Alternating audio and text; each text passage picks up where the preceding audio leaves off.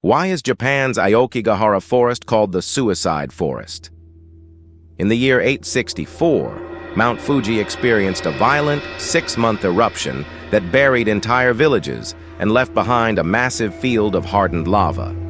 Over the past 1,000 years, a tangled forest grew on that lava field or forest floor in the shadow of the snow-capped volcano. Its official name is Aokigahara, but most Japanese call it jukai, which means sea of trees. Aokigahara is a popular hiking destination just a couple of hours from Tokyo in the rural Yamanashi prefecture. But not everybody comes here for the fresh air and sweeping views. For decades, Aokigahara has served as a darker kind of destination. For lost souls who see no other way out, Aokigahara is known as the suicide forest. According to the Yamanashi government, there were more than 100 suicides committed in Aokigahara forest between 2013 and 2015 alone, CNN reported. The victims, whose remains are found deep in the sea of trees, often travel from far away to join countless others who have ended their lives in these mist-shrouded woods. The Japanese government no longer gives statistics on suicides in Aokigahara in an effort to deter people from coming there to do it.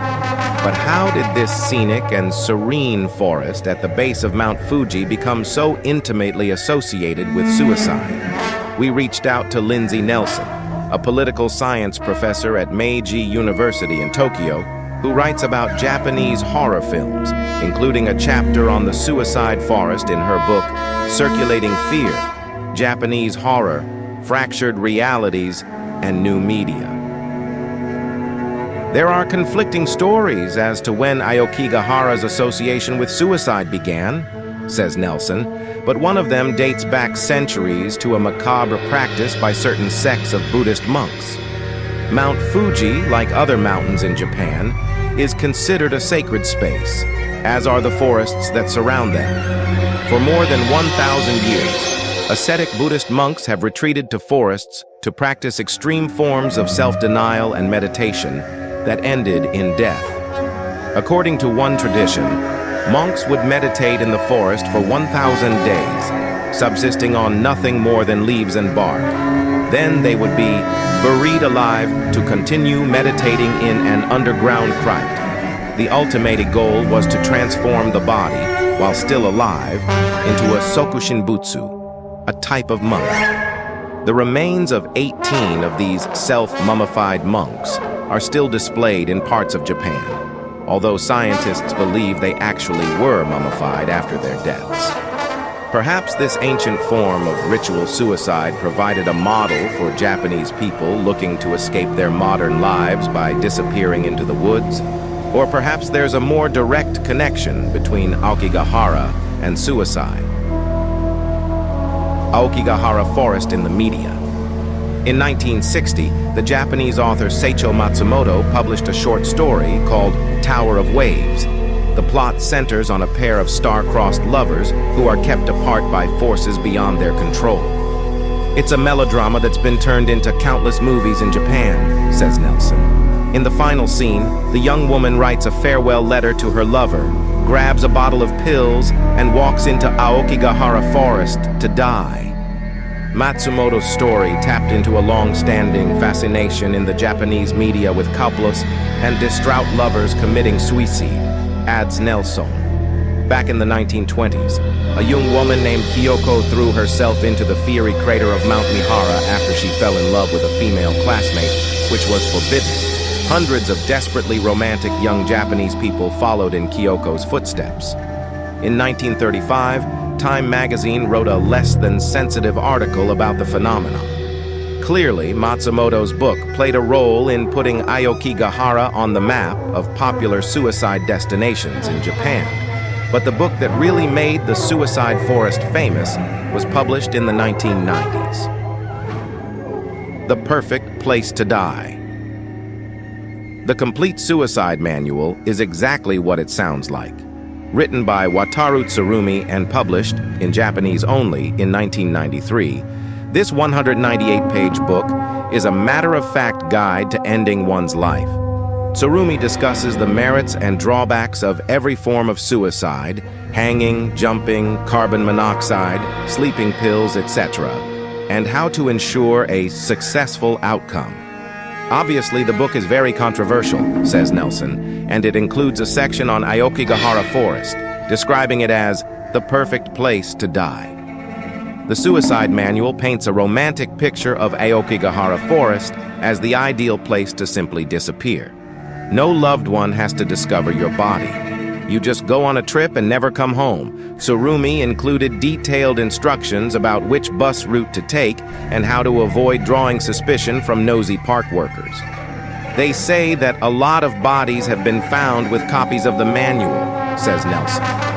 The other thing that cemented the forest's reputation outside of Japan was a video by a YouTuber named Logan Paul, which showed a body hanging from a tree in the forest and was widely condemned for its insensitivity.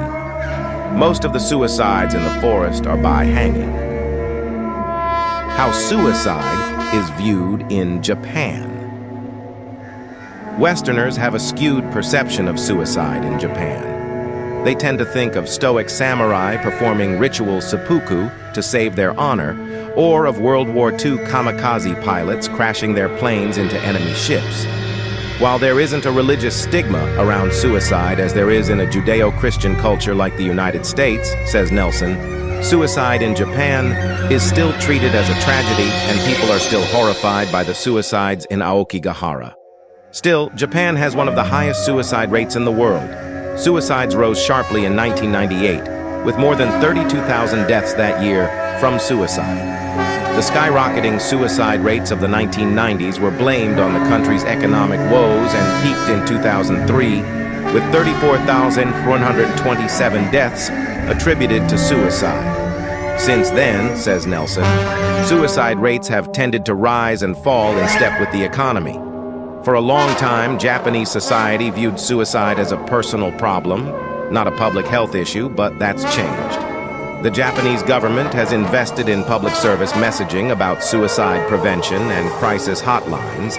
The Yamanashi prefecture has trained employees and volunteers to spot the signs of troubled visitors to Aokigahara, and there are security cameras and prominent messages posted at the entrance to the park.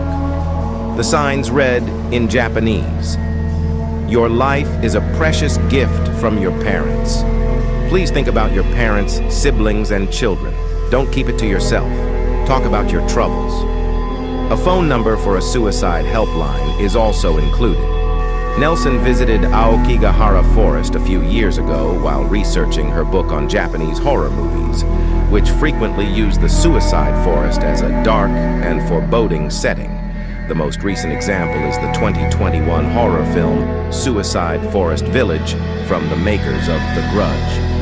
Nelson had also seen plenty of YouTube videos that depicted Aokigahara as a haunted forest full of abandoned possessions and dead bodies behind every tree. "It was just beautiful," says Nelson. When you read about Aokigahara in English-language blogs or media, they play up how creepy it is, abandoned cars, the warning signs, etc. But it's just a really scenic hiking spot. Indeed, the forest has several hiking and walking trails, as well as 2 deep lava caves, the Wind Cave and the Ice Cave, that visitors like to explore.